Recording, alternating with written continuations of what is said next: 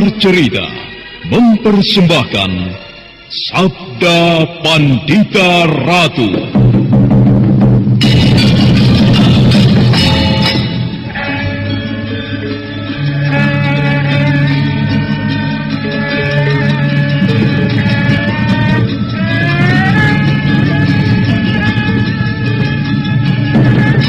Kureguk anggur Mahadewa, kucicipi madu sabdanya. Bumi kuremas dalam genggamanku, matahari dan rembulan kutelan dalam perutku. Apakah mungkin aku akan menjadi bunga yang bisa kau petik dan kau sunting? Sementara jika layu, akan kau campakkan begitu saja, seperti cermin retak yang tak berharga.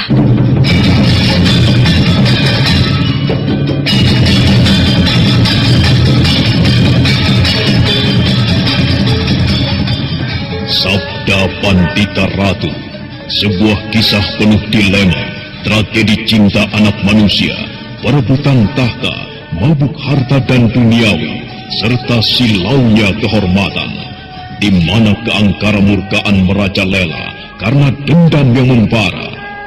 Kisah ini berlatar belakang berdirinya Singasari. Ken Arok, dialah pemuda yang merebut pahit getirnya kehidupan. Namun sebenarnya, dialah yang harus melaksanakan sabda-sabdanya. Perjalanan sengsaranya adalah awal untuk meraih keberhasilan, untuk menuju kejayaannya di saat Singasari berdiri. Sabda Pandita Ratu, naskah ditulis oleh Chandra Swastilangit, diolah oleh Agus Nur Ismail, didukung oleh artis-artis terkemuka, Ferry Fadli, Eli Ermawati, M. Abud, Ivona Rose, dan lain-lain. Teknik dan montase Ibn Arifin, dengan sutradara Dian Pertiwi. Sabda Pandita Ratu kali ini mengetengahkan episode ke-8 dengan judul Sang Rajasa Triwikrama, dengan para pemain Ferry Fadli sebagai Kameswara, Andi Rishadi sebagai Biku Dewa Hastu, Dedi sebagai Anjam Piani Kayuwangi, Herman sebagai Empu Gandring, Iwan Dahlan sebagai Mahisa Beranjangan, Naryo sebagai Yuyur Rumpung, Tato sebagai Panji Parasu, dan pengantar cerita Asdi Suhastra. Dalam keremangan cahaya yang muncul dari bongkahan logam itu sendiri, Kameswara merasakan detak jantungnya lebih kencang berpacu. Ketajaman mata hatinya yang didorong oleh ketinggian ilmu kanuragannya sejak mengalami peristiwa luar biasa di air terjun Kambang Ayun, mampu membuat dirinya merasakan sesuatu yang berubah. Pepohonan sepertinya tidak lumrah. Ada yang berubah. Ada yang berubah. Ya, aku yakin ada yang berubah. Nampaknya ada sesuatu yang mengerikan. Bahkan jauh lebih mengerikan. Tetapi apa? Paman, kita tinggalkan tempat ini. Empu Gandring bertanya-tanya di dalam hati melihat Kameswara nampak gelisah dan berjalan tergesa-gesa meninggalkan tempat itu. Demikian pula dengan Biku Dewa Hastu dan Anjam Piani Kayuwangi. Beberapa saat mereka berjalan meninggalkan tempat bongkahan logam itu, di tempat yang tidak tersentuh oleh cahayanya. Kameswara kemudian berhenti. Apa yang kau lihat, Kameswara? Kau melihat sesuatu? Apakah paman tidak melihatnya? Tidak. Nampaknya aku tidak melihat apa yang berhasil kau lihat. Bagaimana Kameswara? Semoga saja pandangan mataku tadi salah dan aku keliru. Tetapi aku melihat... Apa yang kau lihat, Ger? Ranting yang bergerak-gerak, Paman Empu. Ranting yang bergerak-gerak?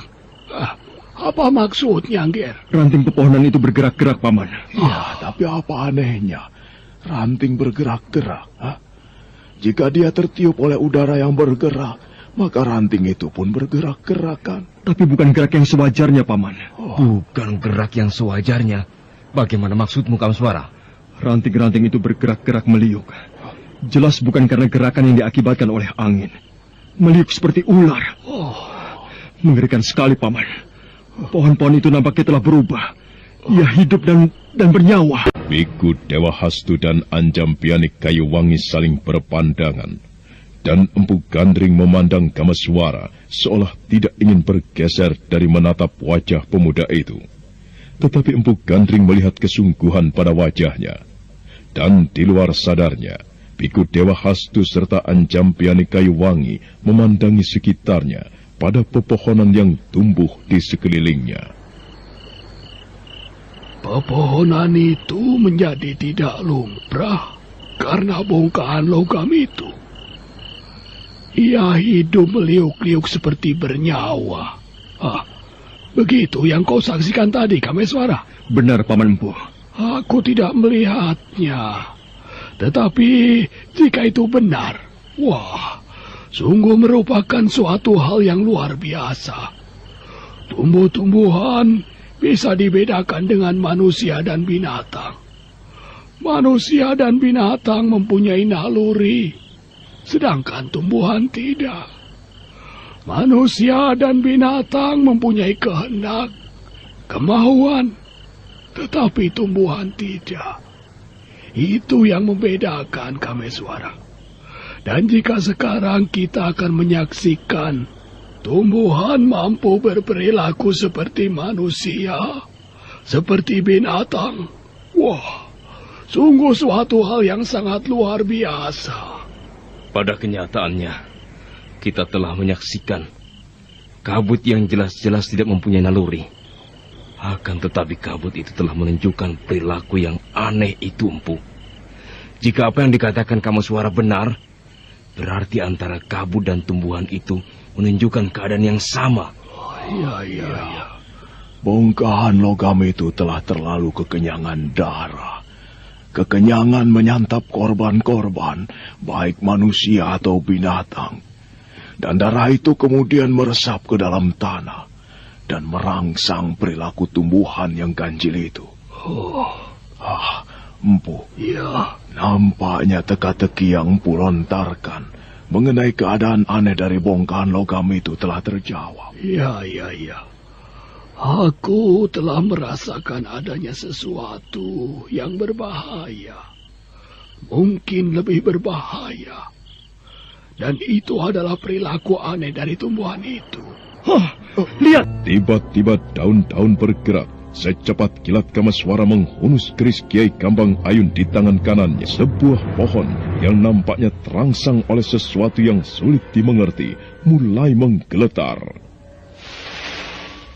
Oh, Yang Batara Agung, benarkah apa yang aku lihat ini? Gila, ternyata benar katamu Kameswara. Lihat, sebatang pohon. Oh, pohon apa itu? Yang mencerabut dirinya sendiri dan berdiri di atas akar-akarnya. Kita kembali ke pantai, Paman. Hati-hati. Jangan sembarangan memegang pohon. Semua pohon harus kita curigai. Iya. Aku akan menghajarnya dengan ajian Raga Bajra. Apa? Aku akan menghajar pohon yang liar itu dengan ajian Raga Bajra. Kameswara segera menyarungkan keris Kiai Kambang Ayun. Pandangan matanya kemudian tertuju pada pohon yang berperilaku aneh itu. Batang-batangnya bergerak liar, daun-daunnya tidak pernah tenang seperti menari-nari, dan akar-akarnya terus menggeliat seperti ribuan ekor ular. Manakala Kameswara telah siap, dia segera melontarkan kekuatan dahsyat dari Aji Raga Bajra yang terkepal di tangan kanannya.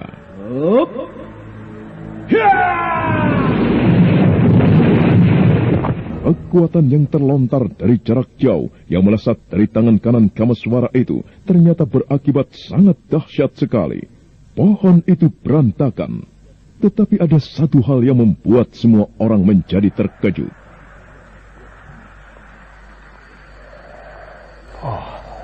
Darah. Darah. Iya, darah. Apa artinya?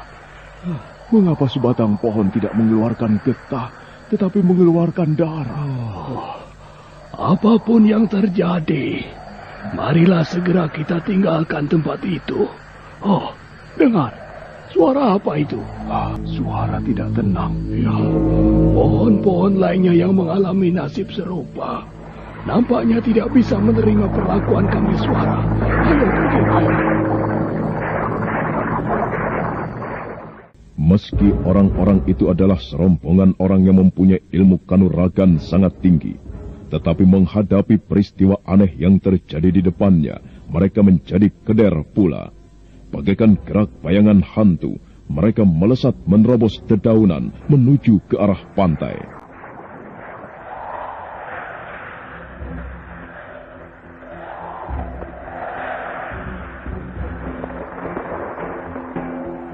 Baru beberapa saat setelah Empu Gandring pergi, tiba-tiba beberapa pohon mencerabutkan diri dan bergerak dengan akar-akarnya. Daun-daun seperti menari-nari dan batangnya meliuk-liuk.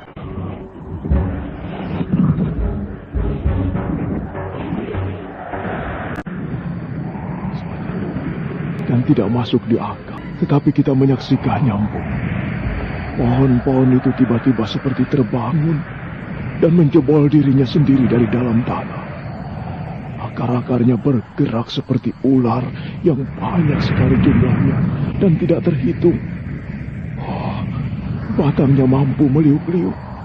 Dan ketika kamu suara melukainya, yang muncul bukan getah, tetapi darah. Apa yang terjadi, Empu? Ya, suatu hal yang tidak terjangkau di akal. Tetapi marilah kita memperkirakannya. Seperti yang dikatakan Adi Dewa Hastu, bongkahan logam itu telah terlalu kenyang menghisap darah.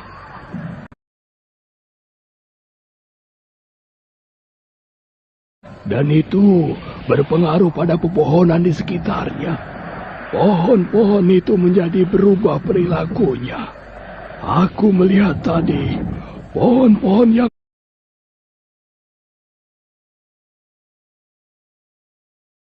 lain tidak terpengaruh.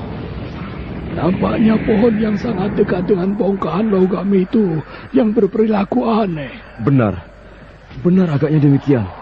Ya, itulah yang paling sesuai. Waktu berlalu meski terasa sangat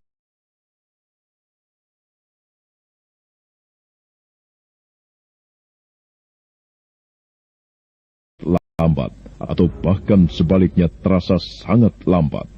Tetapi yang jelas waktu yang lewat seperti menumpahkan berbagai persoalan yang tiada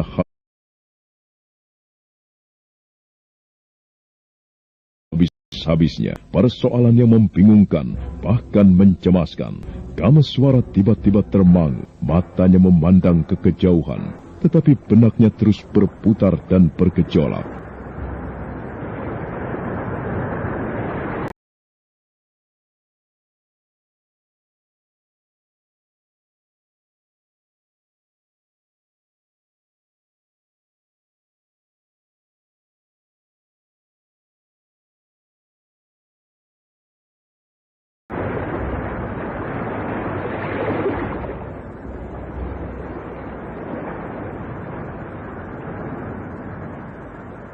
Dan waktu itu pulalah yang mengantarkan Kameswara, Empu Gandring, Biku Dewa Hastu dan Anjampiani Kayuwangi melampaui hari-hari yang panjang, hari-hari yang terus lewat, hingga tiba saatnya mendekati malam bulan purnama berikutnya.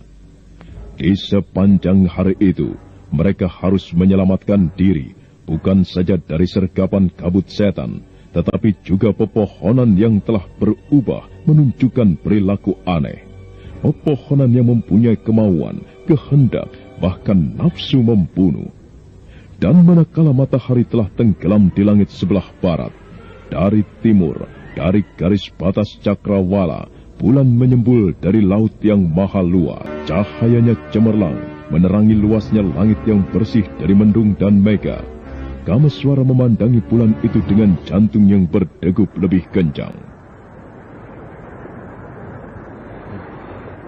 Saat yang diceritakan oleh Ken Arok telah tiba. Di bulan purnama, bongkahan logam itu harus diatasi. Jika tidak, malapetaka yang panjang dan berlarut-larut memporak-porandakan daerah yang lebih luas lagi akan terjadi. Bagaimana caranya aku mendekati bongkahan logam itu? Padahal ia dijaga oleh tanaman-tanaman yang berubah berperilaku liar itu. Bagaimana aku harus melakukannya? Kasihan keponakanmu itu, Kakang Dewastu. Apa maksudmu, Anjang Biani? Lihat apa yang dilakukannya. Nampaknya ia melamun. Tetapi di balik itu, hatinya tentu tengah berkecamuk, memikirkan sebuah peristiwa besar yang akan terjadi malam ini. Lihat, Kakang, bagaimana ia memandang ke arah bulan. Dia tentu tengah memikirkan cara bagaimana dia harus mengatasi keadaan itu. Sebuah keadaan yang maha berat tengah dihadapi keponakanmu itu, Kakang. Iya. Oh, betapa jelas tertangkap di dalam hatiku sesuatu yang mengerikan. Getaran-getaran yang semakin meningkat. Wah, pamor dari bongkahan logam itu meningkat semakin tajam. Tapak Empu Gandring merasakan keadaan yang luar biasa. Meski bongkahan logam itu terletak jauh di tengah hutan, tetapi getaran pamornya mampu dia tangkap dan dirasakan. Seiring dengan bulan yang memanjat kian tinggi, getaran pamor benda itu semakin tajam pula menggerataki hatinya. Bagaimana, Kamaswara? Adakah sesuatu yang sedang kau pikirkan? Iya, Paman.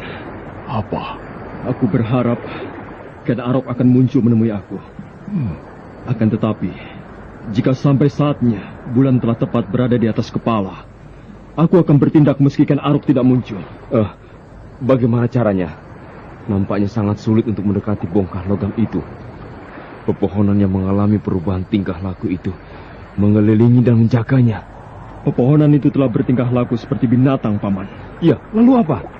Aku tengah membayangkan, bisakah pepohonan yang telah mengalami perubahan luar biasa itu dipancing agar ia pergi meninggalkan bongkah logam itu? Lalu bagaimana cara memancingnya? Entahlah. Mungkin satu cara bisa ditempuh dengan membuat kegaduhan.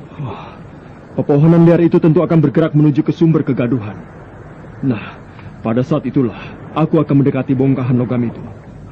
Bagaimana, Kakang Dewastu? Nampaknya sebuah cara yang masuk akal. Bagaimana dengan api? Kau bermaksud membakar hutan? Ya, tentu tidak, Kakang. Aku tidak berpikir gila seperti itu. Lalu? Tetapi, apakah api juga merupakan salah satu hal yang mungkin bisa menarik perhatian pepohonan liar itu, Kakang? Iya, boleh jadi. Baiklah, mari kita pertimbangkan. Sebenarnya lah sesuatu tengah terjadi. Seiring dengan bulan purnama yang memanjat semakin tinggi, di langit yang sedemikian bersih, nampak ada hubungan yang akrab antara cahaya bulan itu dengan apa yang terjadi di sekitar bongkahan logam aneh itu. Pepohonan yang berada di sekitar benda itu bergerak-gerak, ranting-rantingnya meliuk, daun-daunnya seperti menari-nari, dan bahkan beberapa pohon telah mencerabut diri dan berdiri di atas akar-akar yang telah berubah menjadi kaki-kaki liar, dan tidak terhitung pepohonan-pepohonan semak dan perdu yang bergerak tidak menentu. Maka dalam keremangan cahaya bulan purnama dan juga dalam keremangan cahaya yang muncul dari benda yang jatuh dari langit itu, pepohonan berubah dan berperilaku seperti setan-setan gentayangan, seperti pesta pora yang terjadi di kerajaan hantu. Adalah waktu yang terus merayap, terus bergerak, dan bulan memanjat semakin tinggi. Kamaswara berjalan mondar-mandir semakin gelisah. Sesekali dia memandang ke arah bulan yang cahayanya terpantul ke perak-perakan di atas gulungan ombak yang berdebur.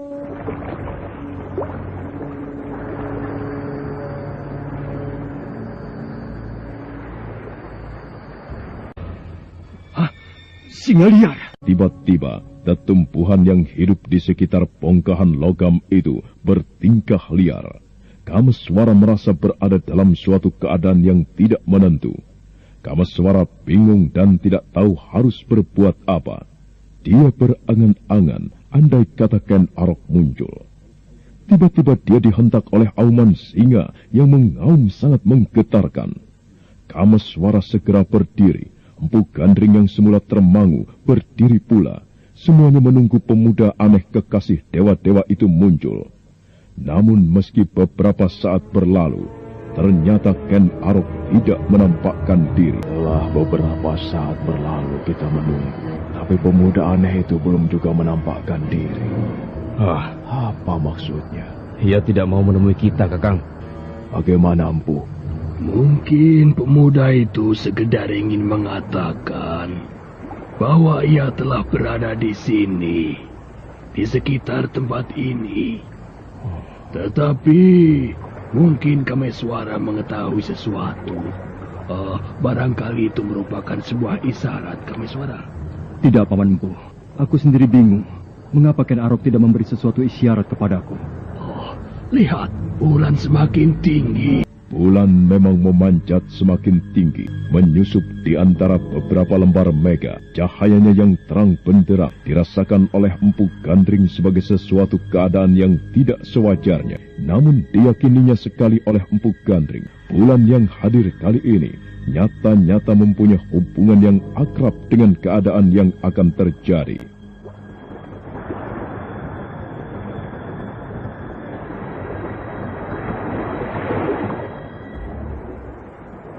Dan ombak yang bergulung dari arah laut seperti terangsang untuk lebih bergolak. Ombak itu susul-menyusul menghajar pantai.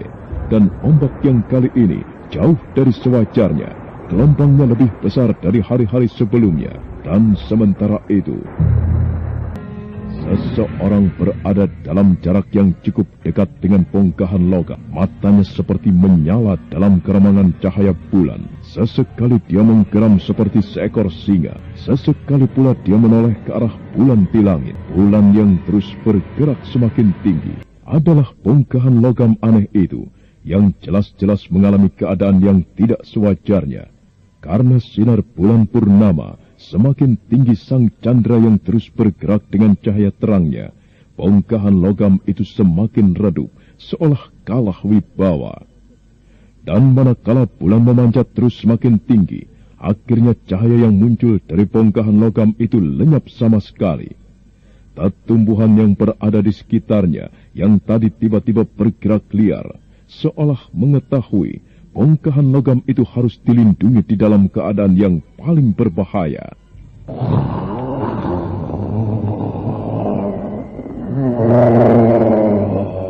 Ken Arok masih menunggu beberapa saat lagi hingga bulan tepat berada di atas kepala. Di tepi pantai, Kameswara memandang bulan yang membentuk bayang-bayang tubuh tepat di kakinya dengan hati berdebur.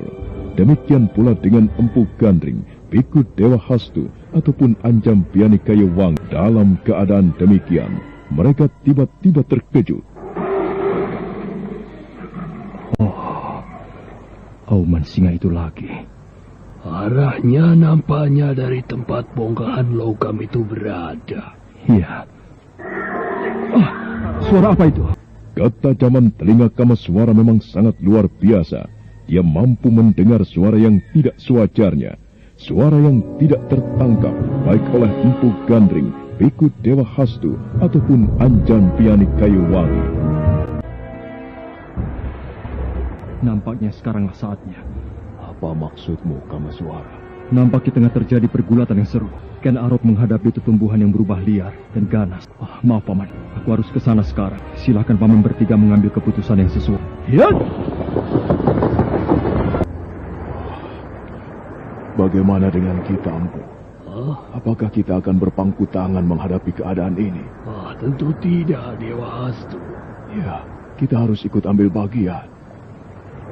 Apa tugas kita? Peran apa untuk kita? Pepohonan yang telah mengalami perilaku menyimpang itu harus ditumpas hingga habis. Tumbuhan itu bisa menjadi bahaya di kemudian hari. Di samping itu, nampaknya kita bertiga bisa memancing tumbuhan aneh itu agar menjauhi letak bongkahan logam itu. Bagaimana? Ya. Aku telah siap, Empu. Nah, marilah. Semoga Yang Batara Agung melindungi kita. Empu Gandring segera mencabut sebilah keris yang berada di pinggang. Keris yang memancarkan sebuah pamor kebiru-biruan. Tentu sebuah keris yang sangat dahsyat. Sedangkan Biku Dewa Hastu segera mencabut pedangnya. Disusul oleh Ancampiani Kayu Wangi yang kemudian melakukan hal serupa. Ketiga orang yang telah berusia lanjut itu mulai memasuki semak-semak dengan sebuah beban yang berat dan sulit karena harus cermat membedakan antara tetumbuhan yang wajar dengan tetumbuhan yang telah tercemar. Dan dalam pada itu, tumbuh-tumbuhan yang mengalami perubahan perilaku seperti dirangsang untuk bergerak liar dan ganas mengepung Ken Arok.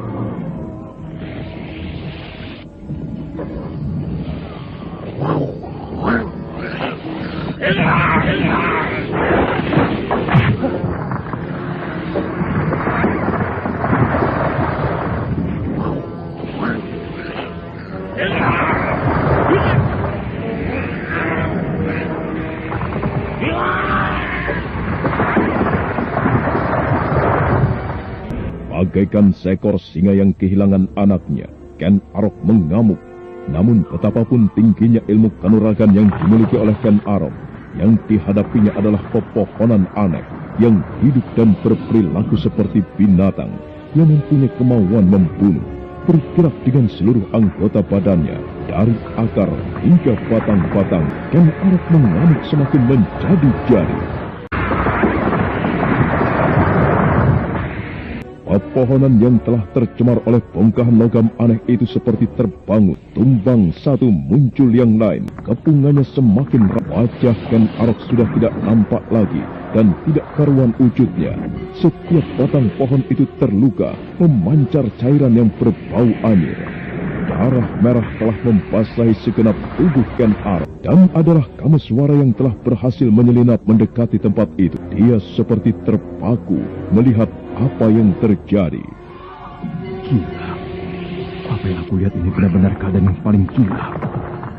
Pertumbuhan besar dan kecil, semuanya bergerak liar, mengerikan sekali.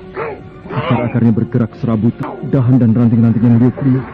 Dan Ken Arok mengamuk seperti banteng ketati. Tubuhnya bersimbah darah. Bukan main. Bongkahan logam yang jatuh dari langit itu ternyata mengakibatkan hal yang sangat luar biasa.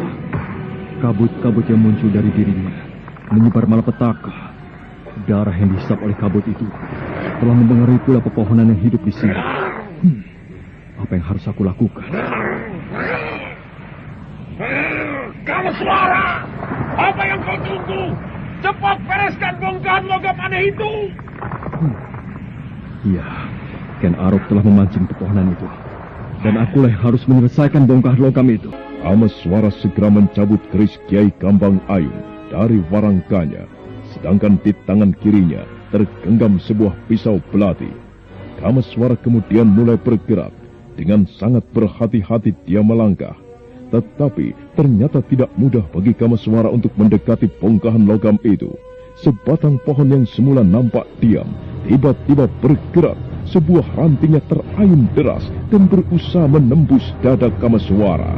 Dengan cepat Kameswara mengayunkan kerisnya, menyongsong ranting yang terayun deras itu. Dan dengan cepat pula Kameswara meloncat membenamkan kerisnya pada pokok batang kayu itu.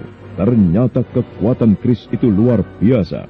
Pohon itu seperti bergetar menahan sakit. Sesaat Kameswara termangu, terpesona melihat apa yang berada di depannya. Tanpa sepengetahuannya, pohon yang lebih besar telah berada di belakangnya dan siap menghajarnya. Kameswara! Awas di belakangmu!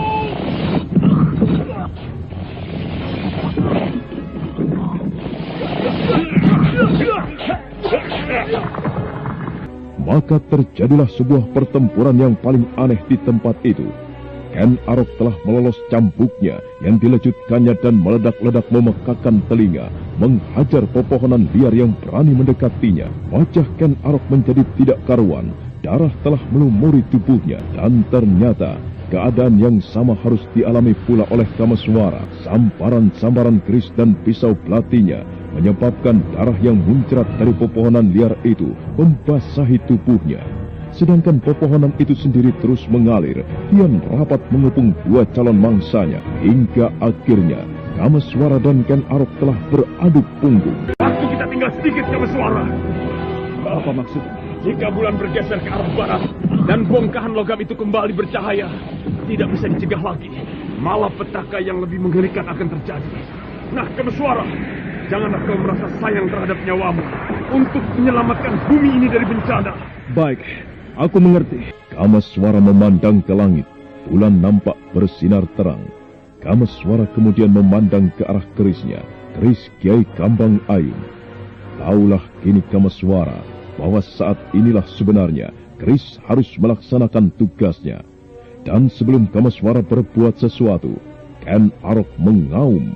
Cambuknya meledak menggeletar, menyambar pohon liar yang berani mendekat.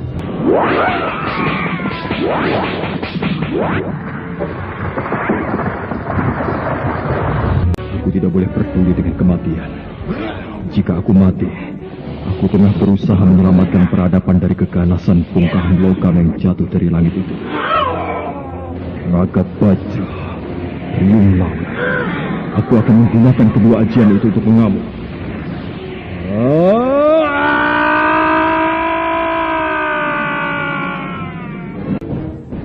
Kameswara segera matak aji Raga Bajra yang sekalian digabung dengan ajian Riung Laut. Dan di genggaman tangannya, sebuah pusaka yang dahsyat nampak menyala.